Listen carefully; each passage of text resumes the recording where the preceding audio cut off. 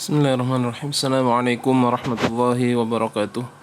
Bismillah walhamdulillah wassalatu wassalamu ala rasulillah wa ala alihi wa sahbihi wa man walaha ma ba'du. Alhamdulillah, puji syukur kepada Allah subhanahu wa ta'ala. Kita masih bisa melanjutkan mata kuliah kritik sanad hadis. Kita sekarang sampai kepada pembahasan tentang al-marhalah ats-tsaniyah atau cara yang kedua yang ditempuh ketika ingin melihat ketersambungan sanad. Kalau cara yang pertama kita melihat pada kitab Kutubur Rijal, pada kitab Tahdzibul Kamal dan Tahdzibut Tahdzib. Sekarang kita masuki marhalah yang kedua. Kita langsung baca saja.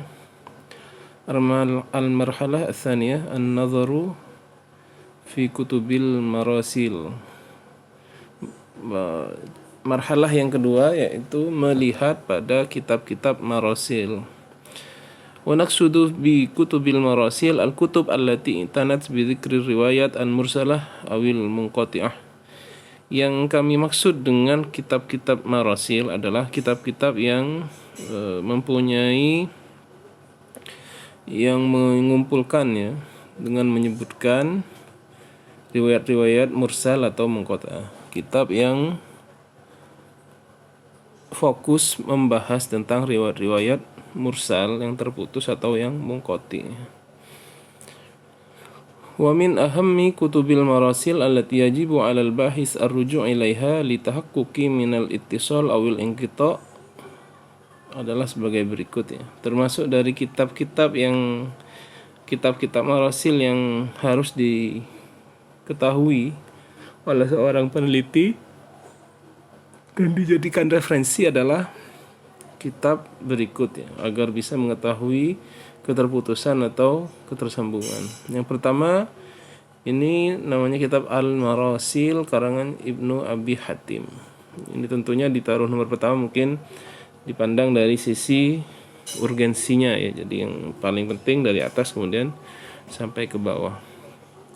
Kemudian yang kedua Al-Marasil li Abi Daud As-Sijistani. Ini sama kitabnya, judulnya Al-Marasil, tapi kalau yang pertama nama pengarangnya Ibnu Abi Hatim, yang kedua Abi Daud As-Sijistani. Kitab sama tapi dengan pengarang yang berbeda. Kemudian yang ketiga Jami'ut Tahsil fi Ahkamil Marasil. Pengarangnya Al-Hafidz Al-Ala'i. Jami'ut Tahsil fi Ahkamil Marasil. Kemudian yang terakhir adalah Tuhfatut Tahsil. Sama-sama ada tahsilnya ya, tapi ini tuhfah. Kalau yang tadi jami'. Tuhfatut tahsil fi dzikri ruwatil marasil li Waliyuddin, namanya Waliyuddin Abi Zar'ah al-Iraqi.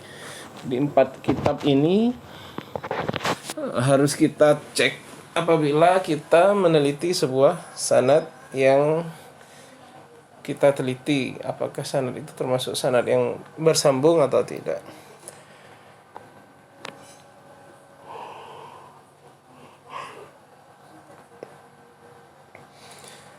Wa hadhil musannafat qad rutibat ala tariqatain. Dan secara umum ya, keempat kitab marasil itu ditertibkan atas 2 cara. Al-ula 'alal abwab, yang pertama menurut babnya, diurutkan sesuai dengan bab. Wa hiya at-tariqah allati ittaba'aha Abu Daud As-Sijistani fi kitabihi marasil. Ini adalah cara yang digunakan oleh Abu Daud As-Sijistani dalam kitabnya Al-Marasil. Jadi Abu Daud As-Sijistani menggunakan tertibnya dengan abwab. Wahia ayyurida al-ahaditsal mursalah fi kulli babin minal abwab al-mutafarri'ah an kutubi sunan bi asanidihi. Itu dengan menulis semua hadis yang mursal dalam setiap bab dari bab-bab yang terpencar-pencar, yang terbagi dalam macam-macam bab dari kitab-kitab sunan dengan sanad-sanadnya. Kemudian fabada'a kitabahu bi kitabit taharah wabtada'a bil hadisil ati. Dan kemudian kitabnya dimulai dengan kitab taharah.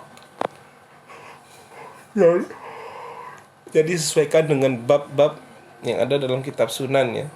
Kitab Sunan seperti kita ketahui adalah kitab-kitab yang ditulis berdasarkan bab-bab yang ada dalam kitab fikih. Maka dimulai juga sebagaimana kitab marasilnya siapa? Abu Daud As-Sijistani ini dari kitab Tahar. Disebutkan di sini dimulai dengan bab ini. Wabtada'uhu bil haditsil ati, dan dia memulai dengan hadis berikut. Haddatsana Musa bin Ismail. Teman-teman, salah satu kelebihan kita belajar sanad ini adalah kita belajar tentang para perawi hadis. Jadi tentunya nama-nama perawi hadis itu adalah nama-nama yang mulia, karena kebanyakan dari perawi-perawi hadis itu adalah orang-orang terpilih, terpelajar, banyak dari kalangan ulama. Dan tentunya dengan kita menyebut nama-nama orang saleh itu, kita mengharap rahmat dari mereka. Jadi apabila kita mendengar sebuah nama yang belum kita dengar, agak asing, tapi kita yakin bahwasanya dengan menyebut nama-nama orang saleh yang membawa hadis Nabi sampai kepada kita, kita mendapatkan kucuran rahmat daripada Allah Subhanahu wa taala. Baik, haddatsana Musa bin Ismail, meriwayatkan kepada kami Musa bin Ismail. Ini adalah kitab Taharah yang beliau tulis pertama kali. Haddatsana Al-Walid bin Muslim, menceritakan kepada kami Al-Walid bin Muslim. Akhbarana Al-Walid ibnu Sulaiman bin Abi Sa'ib, mengabarkan kepada kami Al-Walid ibnu Sulaiman bin Abi Sa'ib an Talhah bin Abi Kinan, dari Talhah an Abi Kinan. Apa isi hadisnya? Anna Nabiyya sallallahu alaihi wasallam, bahwasanya Nabi Muhammad sallallahu alaihi wasallam, kana, ada siapa Nabi, idza arada ayyabula fa'ata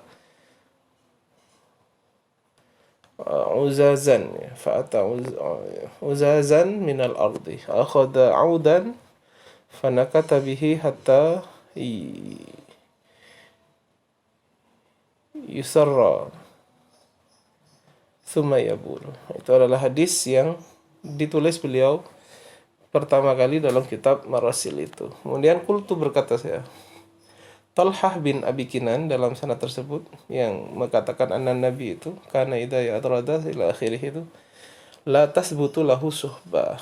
Disebutkan dia tidak tasbut, tidak tetap, artinya dia tidak ditetapkan sebagai seorang sahabat. La tasbut lahu suhbah, tidak ditetapkan sebagai sahabat. Wa tafarrada anhu Al-Walid bin Abi Sulaiman, dan hadis ini hanya diriwayatkan dari dia dari jalur Walid bin Abi Sulaiman. Jadi dari contoh di atas disebutkan Talhah bin Abi Kinan bukanlah seorang sahabat, dan juga Al-Walid bin Abi Sulaiman hanya menyeriwayatkan hadis tersebut dari Abi Kinan, dari Talhah bin Abi Kinan.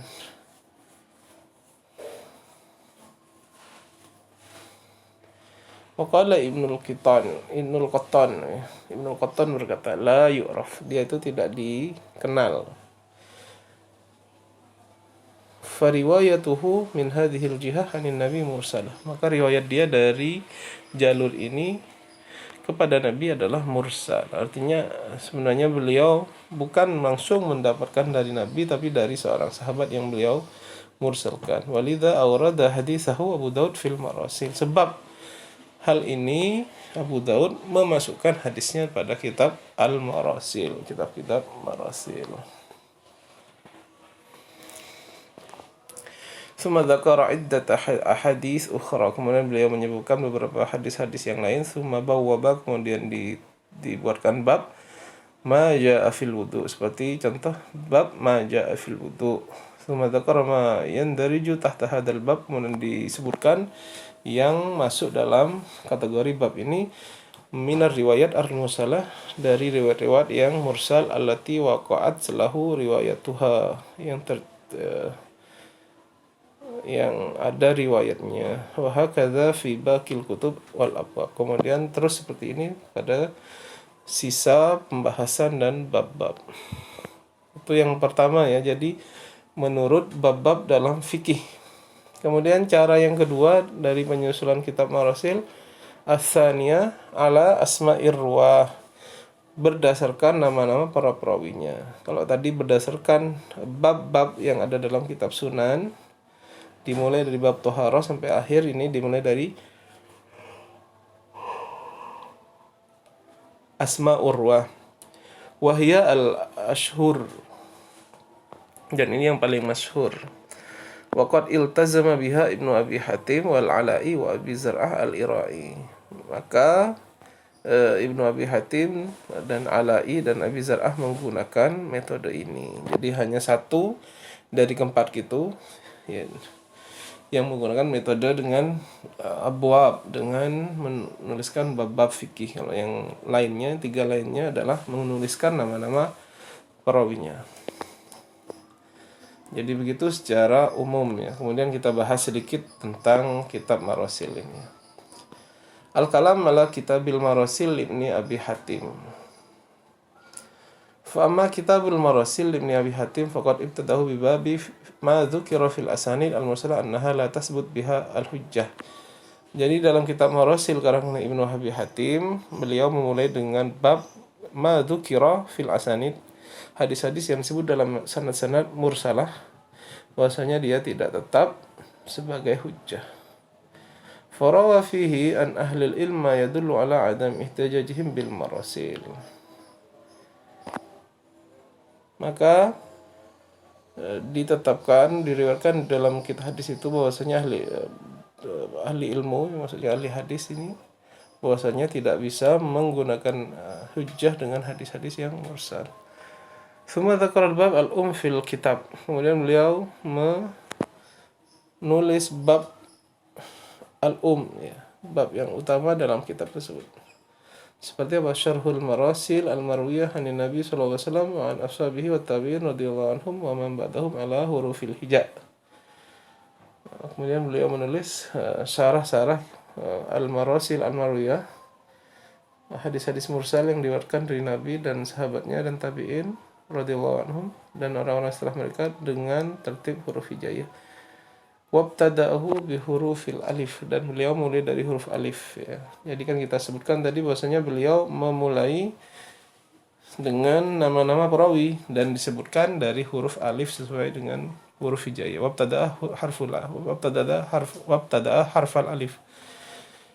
Disebutkan siapa? Bi Ibrahim An-Nakhai. Disebutkan periwayat yang pertama namanya Ibrahim An-Nakhai. Wa hakadza binisbah li Bakirwah biasa bi hurufil mu'jam. Kemudian ditulis begitu pun juga nama-nama perawi sesuai dengan huruf yang ada dalam kamus, dari alif bata sampai terakhir. Waqad iltazama musannifuhu dzikru ma waqa'a lahu min at-tansis al-ulama ala itsbat aw nafsima'u ayrawin min ar-ruwat alladhi tarjama lahum min jumlati min masyayikhih. Waqad iltazama musannifuhu, maka beliau dalam menulis itu dengan menyebutkan nas-nas yang telah ditulis oleh ulama mengenai tetap atau tidak tetapnya as-sima' ya, mendengarnya setiap rawi dari perawi-perawi yang meriwayatkan dari dia.